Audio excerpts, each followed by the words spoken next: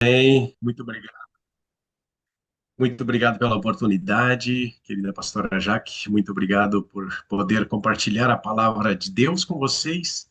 E me desculpa o espanhol, que eu falo mais o espanhol com a minha esposa e a gente está há 14 anos no Paraguai, então às vezes saem algumas palavras em espanhol, porque com o português aí a gente está um pouco parado, então desculpa, se fala alguma palavra em espanhol, tá bom?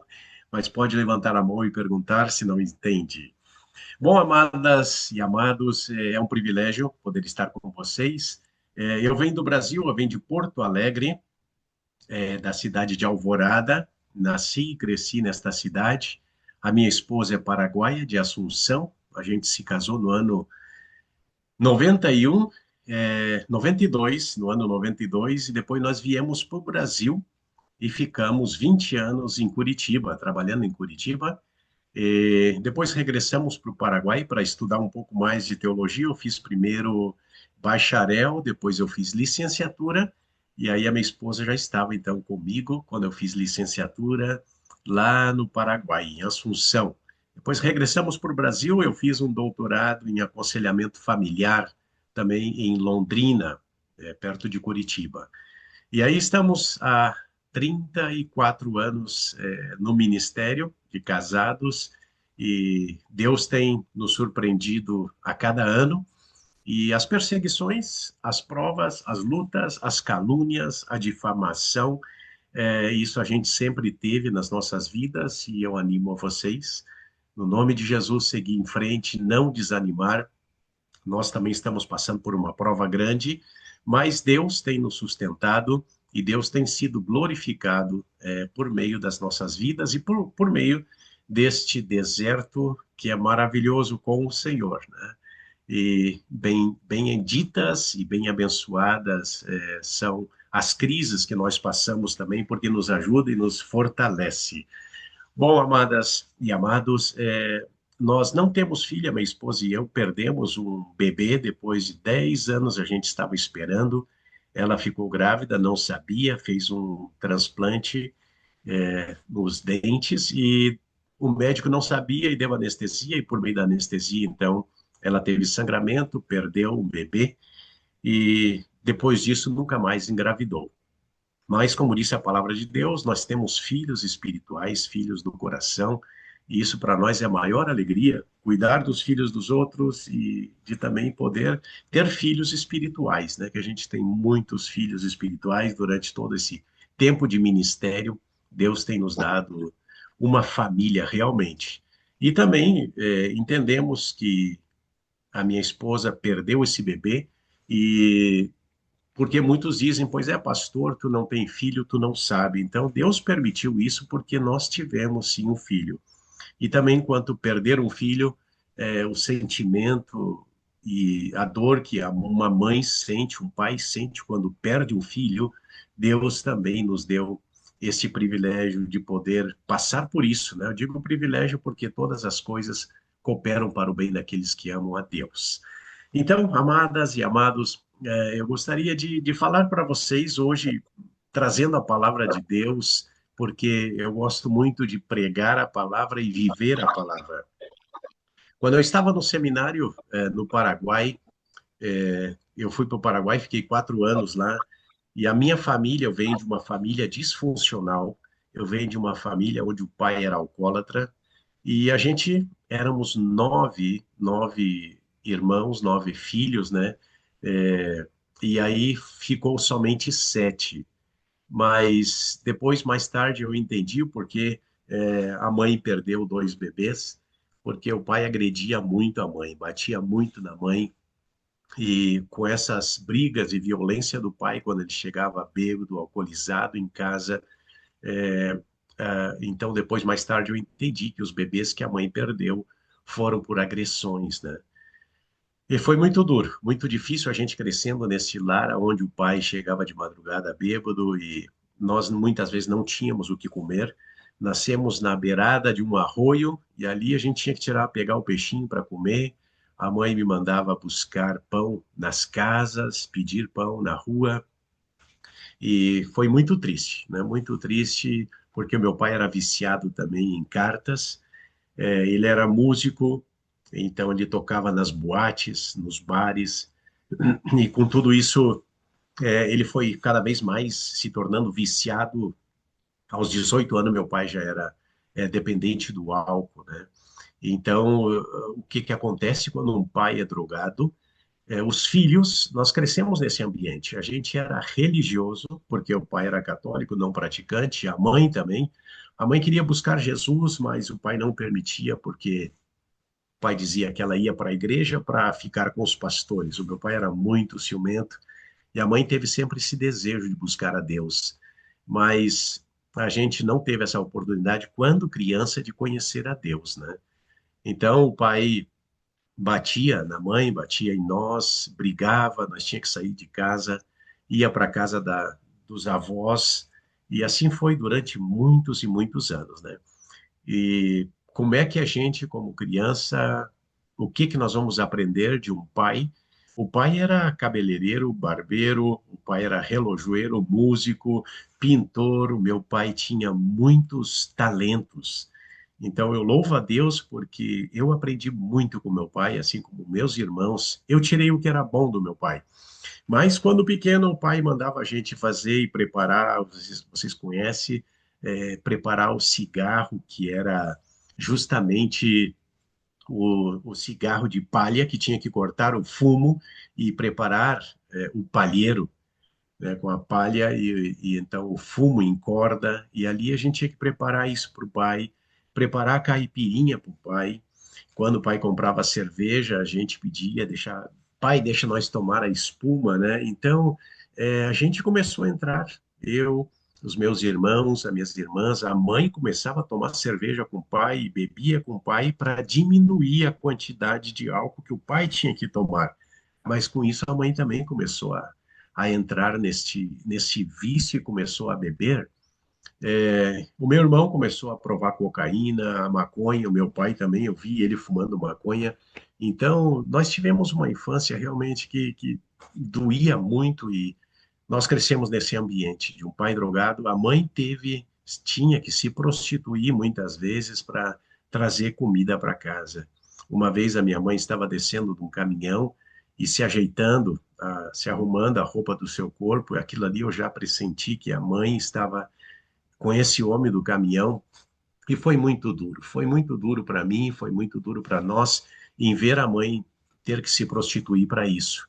E o final da minha mãe foi que ela teve câncer, não falou para nós, para a gente não ficar preocupada. Minha mãe morreu com 54 anos e foi muito duro também para nós.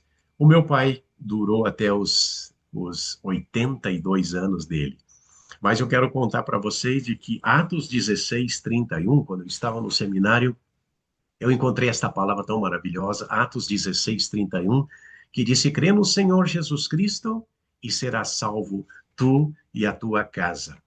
Então foi algo maravilhoso, porque eu estava justamente no seminário estudando a palavra, pregando nas igrejas, tendo obra prática do seminário em outras igrejas, e eu disse: mas aqui tem uma promessa. Como que eu vou estar pregando para outras pessoas se a minha casa está nessa situação? Então, o meu seminário durou 4 anos, e nas minhas férias eu fazia algum trabalho no seminário, ou eu ia em algum outro lugar trabalhar com os menonitas no campo, para ganhar um dinheiro para poder viajar de Assunção a Porto Alegre, que são 2.000 quilômetros.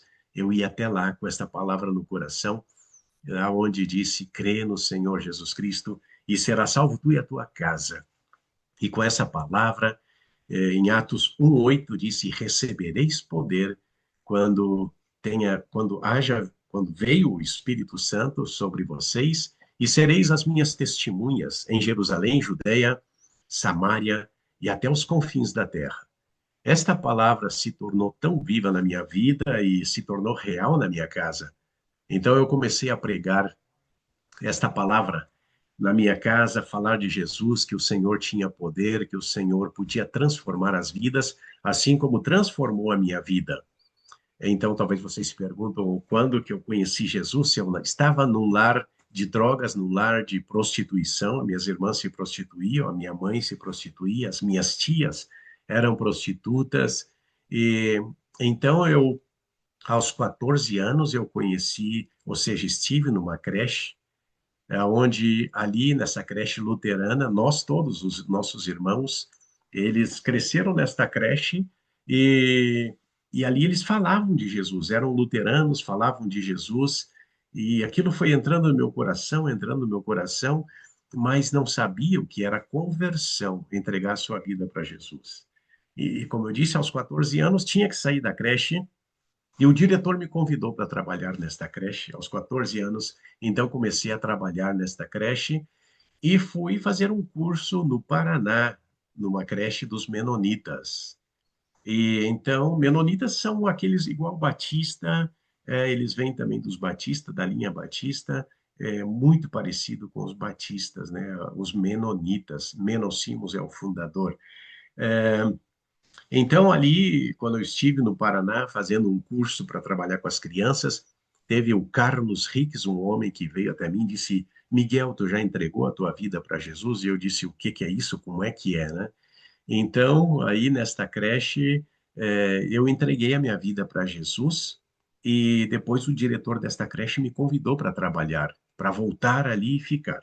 Voltei para Porto Alegre, falei com o diretor, onde nós fomos criados nesta creche de luteranos, e eu disse que eu queria ir para o Paraná para trabalhar com eles. No ano de 85 eu me converti, e no ano de 86 então, eu tive a oportunidade de ir para a Suíça, onde eu fiquei um ano trabalhando na Suíça. O meu visto venceu, eu tive que sair, fui para a França. Depois, então, o visto venceu, eu fui para a Alemanha. E na Alemanha, eu conheci uma igreja de luteranos, aonde esta igreja de luteranos, eles bancavam, eles patrocinavam as crianças da creche aonde eu tinha vindo. Então, vocês podem ver os caminhos do Senhor, da onde o Senhor me tirou, pude me convertir, recebi o Espírito Santo, fui batizado e o Senhor me levou por esses caminhos aonde eu tive essa oportunidade de aprender o alemão, de poder conhecer outras nações e com esse fogo no meu coração de falar desse Jesus para minha casa. Então, nessa igreja luterana da Alemanha, eles disseram: Miguel, fica aqui na Alemanha e estuda teologia aqui. Eu disse: não, é muito difícil a teologia da Alemanha. Eu quero ir para o Brasil de novo. E nesse tempo eu tinha juntado US$ 10.000, porque eu tinha trabalhado na Suíça, um pouco na França, e com esse dinheiro foi a primeira casa que a minha família pôde ter. E nós saímos da beira do arroio, saímos desta pequena favela da onde a gente tinha vindo, e foi o que eu investi na minha família. E até hoje eles têm aquilo que eu pude dar para eles no ano de 86. Então, essa igreja da Alemanha me deu uma bolsa de estudo e eu fui para o Paraguai. Então aí eu volto para contar para vocês, porque justamente aí, quando eu estava no Paraguai estudando teologia, Atos 16:31 marcou a minha vida. Atos 1:8 disse: recebereis poder quando tenha vindo sobre vocês o Espírito Santo e sereis meus testemunhos em Jerusalém. Jerusalém é minha casa. Então eu disse: Senhor, aqui está a resposta para minha família. Estando então em Alvorada, todas as minhas férias, em 4 anos que eu ia, comecei a pregar o Evangelho. Um rapaz que me deu maconha a primeira vez, o Ronaldo Rosa de Oliveira, eu tinha 14 anos quando comecei a fumar maconha. Quando eu encontrei ele, depois que eu voltei da Europa, e quando estava no Paraguai, ele disse: Miguel, me ajuda, eu também quero parar com a droga. E como é que tu parou? Eu disse: primeiro entreguei a minha vida para Jesus. Jesus, me transformou. Ele disse: me ajuda. Então, no ano de 89, porque eu comecei a estudar em 88, no Paraguai, em 89, eu levei o Ronaldo Rosa de Oliveira, esse rapaz que já estava há 15 anos nas drogas. Levei o meu irmão Ricardo, que estava na cocaína, maconha, fármacos. Levei uma irmã, e levei o irmão caçula, que também estava nas drogas. Depois, mais tarde, eu tinha levado meu pai para lá também, para se recuperar, porque, estando no seminário, eu aluguei uma casa perto do seminário E levei os meus amigos que eram drogados e tivemos mais outros rapazes. Foi aí também onde a gente iniciou o ministério de libertação com os drogados e experimentando o poder da palavra de Deus de Atos 16:31. Eu te digo, eu digo para vocês, meus amados e amadas, crê no Senhor Jesus Cristo e será salvo tu e a tua casa, porque a palavra de Deus se cumpre. E eu posso dizer para vocês que em 4 anos, evangelizando a minha casa, todos se entregaram para Jesus. Hoje eu tenho uma irmã somente que ainda está, que conhece a verdade, que ela sabe que Jesus é o caminho, mas ainda não tomou uma decisão real.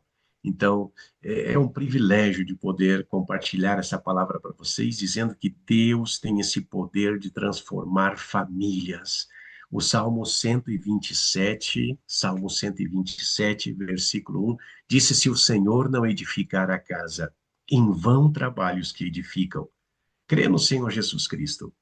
Confia no Senhor, entrega o teu caminho ao Senhor, descansa no Senhor, porque eu digo para vocês que não foi fácil para mim, que aos 14 anos eu saí de casa, depois eu fui para o seminário, estudando no seminário, depois que terminei o seminário, a gente foi para Curitiba, trabalhando 20 anos em Curitiba, voltamos para o Paraguai, ficamos mais 14 anos no Paraguai, então eu tive que entregar minha família. E nós temos que aprender a entregar, nós temos que aprender a confiar e a descansar no Senhor. Eu tenho irmãos e irmãs que viviam juntos e não tinham se casado ainda, se converteram, muitos dos meus irmãos, a minha mãe e meu pai, tive o privilégio de batizar eles. Meu pai descansou com o Senhor, a minha mãe descansou com o Senhor. Esse irmão que eu levei para o Paraguai, que estava na cocaína, nas drogas, ele se casou e 6 meses depois, ele sofreu um acidente de moto e partiu com o Senhor. Eu louvo a Deus, porque Deus tirou a minha vida das drogas, o meu irmão das drogas, o meu pai do álcool, e o irmão caçula, hoje é pastor no Paraguai. Ele tem uma igreja, tem um colégio, o Colégio Batista, Luz de Esperança, e tem a igreja, Luz de Esperança. Então, aí está esta palavra tão poderosa do Senhor, que eu tenho esse privilégio de falar com vocês. Vocês estão aí em muitos lugares e eu não conheço vocês a primeira vez que eu estou, segunda vez com a pastora Jaqueline, é, e poder falar de Jesus, ser testemunho do Senhor, não somente em Jerusalém, na minha casa, mas de ser testemunho do Senhor em tantos outros lugares. Esse é um privilégio que o Senhor nos dá. O Senhor me tirou das trevas justamente para poder andar na luz. E vocês sabem que Mateus fala que nós somos sal e luz do mundo, que é o que nós devemos ser. Aonde queira que nós andamos, nós temos que levar essa luz, nós temos que levar esse sabor de viver. Nós tivemos um ministério com os drogados, tivemos um ministério com as crianças. Eu sou capelão de hospital também, trabalho em hospital com pacientes em fase terminal. Deus me deu o poder, Deus me deu o Espírito Santo. Eu trabalho na área de libertação também. O meu irmão, esse que estava no Paraguai, que consumia cocaína, maconha e fármacos dependente, ele foi possuído muitas vezes. Vocês sabem, vocês conhecem os brasileiros sabem que o Brasil é fortíssimo no candomblé, macumba, espiritismo, e o meu irmão era possuído. Tinha aí o Zé Pilintra, Exu, Bará, Lupo, Babalaô, Tranca-Rua, alguns sete flechas, e libertando meu irmão dessa situação, com o poder do Espírito Santo, o poder da palavra, o meu irmão chegou ao ponto de comer vidro, ao ponto de querer se matar na minha frente. Ele também tentou me estrangular, porque é luta espiritual. Efésios 6 diz que a nossa luta não é contra carne nem sangue, a nossa luta é contra principados e potestades, contra governador das trevas e hóspedes espirituais de maldade nas regiões celestiais. Efésios 6:10 fala da armadura de Deus. Por isso, para mim, a palavra de Deus é o manual da minha vida. A palavra de Deus é meu alimento diário. A palavra de Deus, para mim, ela tem que ser viva, ela é logos, mas quando nós lemos e nós colocamos no nosso coração e nós praticamos a palavra de Deus, ela se torna rema. Esse ministério de libertação não foi só o meu irmão, depois a gente trouxe da favela de Assunção, um rapaz que tinha sacrificado uma criança. Ele sacrificou uma criança e trocou por heroína. E ele recebeu, fez pacto, recebeu uma entidade chamada Assadon, Argós e Azrael. São demônios orientais. Então, a luta espiritual é nas regiões celestiais. O Brasil, o Paraguai e outras regiões, nós sabemos que temos muitas lutas. E nós temos que aprender a orar, nós temos que aprender a discernir quais são os espíritos que estão atuando na nossa casa, na nossa família, as pessoas que às vezes nos atacam, as pessoas que nos ofendem, as pessoas que nos querem ver para baixo, é uma luta espiritual, não são elas. Deus me deu esse privilégio de poder libertar o meu irmão por meio do poder da palavra, do poder do Senhor Jesus. Esse rapaz que fez o pacto de sangue, sacrificou essa criança, hoje é um missionário no Paraguai, pai de 3 filhos também. O Ronaldo, esse que me dava maconha, hoje é um pai de 4 filhos, missionário no Paraguai. O meu irmão caçula é pastor. Meus amados, eu tenho tanto testemunho que poderia passar a noite aí com vocês, contando desse poder do Senhor sobre a nossas vidas, quando nós realmente colocamos as nossas vidas à disposição do Senhor. E eu quero dizer para vocês que não se esqueçam que as crises que nós passamos, eu não sei pelo que tu estás passando, separação, divórcio, calúnia, difamação, talvez abandono, sentimentos que te colocam para baixo, o Senhor não tem nos abandonado. Vocês sabem que Isaías 41, se alguém pudesse ler, por favor, Isaías 41, versículos 9 e 10, eu tenho a minha Bíblia em espanhol aqui, mas eu quero que alguém possa ler em português, por favor, Isaías 41, versículos 9 e 10. Amém. Isaías 41, versículo 9 e 10. É isso, né? Isso, 9 e 10. Você, a quem eu trouxe dos confins da terra, e chamei dos seus cantos mais remotos, e a quem eu disse: Você é meu servo, eu o escolhi e não o rejeitei. Não tema, porque eu estou com você. Não fique com medo, porque eu sou seu Deus. Eu lhe dou forças, sim, eu o ajudo. Sim, eu seguro com a mão direita da minha justiça. É aleluia. bem. Glória a Deus, né? Eu te tomei dos confins da terra, e cada um de nós, o Senhor nos tomou de algum lugar. O Senhor nos tirou do lamaçal, o Senhor nos tirou das trevas e nos firmou na sua maravilhosa luz, na sua rocha. O Senhor nos chamou. Ele te conhece, ele me conhece. E ele sabe quais são as nossas debilidades. O Senhor sabe que nós somos pecadores, mas somos perdoados pelo sangue do Senhor Jesus. E nós hoje podemos dizer que somos lavados, nós somos filhos do Senhor, filhas desse Deus que nos chamou, que nos escolheu. Ele não nos rejeitou. O Senhor te ama, o Senhor tem planos e propósitos para ti. O Senhor nessa noite disse: Não temas. Não temas, porque eu não te desampararei, eu estou contigo. Não desmaies.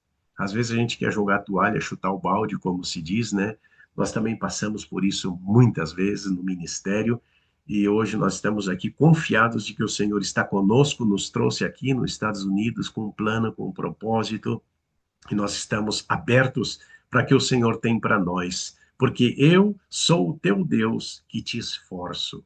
Nunca pense que pelas tuas forças, pelos teus títulos ou pelo que tu eres, tu tens as forças para fazer o que tu acha que vai vencer. Com o Senhor, com Ele nós podemos. E o Senhor te ama não pelo que tu faz para Ele, o Senhor te ama porque tu és especial para Ele. O Senhor nunca nos recebe porque servimos Ele. O Senhor nos recebe porque nos ama e tem esse amor especial por ti e por mim. E Ele está contigo do teu lado, Ele te esforça, eu sempre te ajudarei e sempre te sustentarei com a destra da minha justiça. Meus amados e minhas amadas, eu quero orar pela tua vida, quero orar pela tua casa, O Senhor tem nos dado o Espírito Santo, o Senhor tem nos dado dons, o Senhor tem me dado também o dom de revelar sonhos. Por isso aí estou à disposição. Às vezes o Senhor nos fala por meio de sonhos. Então o Senhor tem dado também esse dom para mim, maravilhoso, de dom de revelação, de sonhos de libertação. Trabalho com drogados e estou à disposição. Vocês podem pegar o meu WhatsApp e podemos conversar, orar e estar orando uns pelos outros. Eu gostaria de fazer uma oração, ou não sei, pastora, se alguém tem alguma pergunta para fazer antes de nós orar por vocês. Alguma pergunta?